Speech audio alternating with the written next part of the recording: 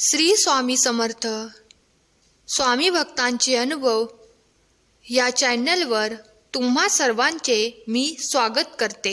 स्वामी भक्त हो, आज मी तुम्हाला स्वामी सेवेकरी दादांना आलेला अनुभव त्यांच्या शब्दात सांगणार आहे। चला तर ऐका मग। दादा म्हणतात, श्री स्वामी समर्थ। 2006 सालची ही गोष्ट आहे। माझा मुलगा सागर हा दिनांक 29 डिसेंबर 2006 रोजी 7:30 वाजता किराणा दुकानात सामान आणण्यासाठी सायकलवरून जात असताना रस्त्याच्या कडेला असलेल्या विहिरीत सायकलसह पडला। तेव्हा सर्वत्र अंधार होता, लाईट गेलेली होती।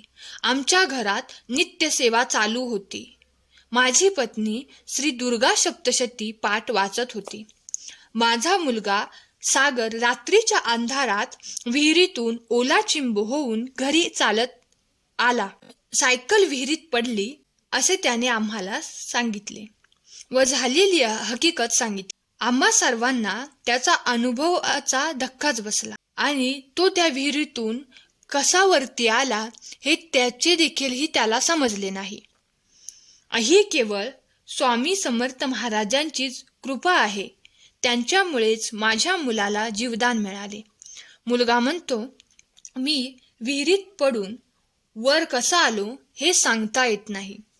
दुसऱ्या दिवशी सर्वत्र त्याची चर्चा झाली। त्यानंतर श्री स्वामी समर्थ केंद्रातील प्रमुख व इतर सेवेकरी विहीर पाहायला गेले, परंतु त्यांना मुलगा कसा वर आला, कशाला धरून वर आला हे समजले नाही। गुरुप्रणित मार्गाने आमच्या आयुष्याचं सोनं केलं आहे।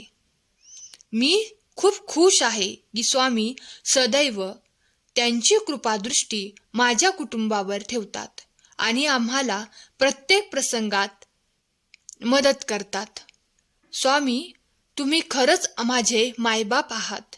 तुम्ही माझी आपल्या छोट्याशा बाळाप्रमाणे नेहमीच रक्षण करत असतात। धन्यवाद स्वामी। श्री स्वामी समर्थ। तर स्वामी भक्त हो, तुम्हाला आजच्या या दादांचा अनुभव कसा वाटला हे आम्हाला कमेंट करून नक्की सांगा। असेच नवनवीन अनुभव ऐकण्यासाठी चॅनेलला सबस्क्राईब करा। श्री स्वामी समर्थ। धन्यवाद।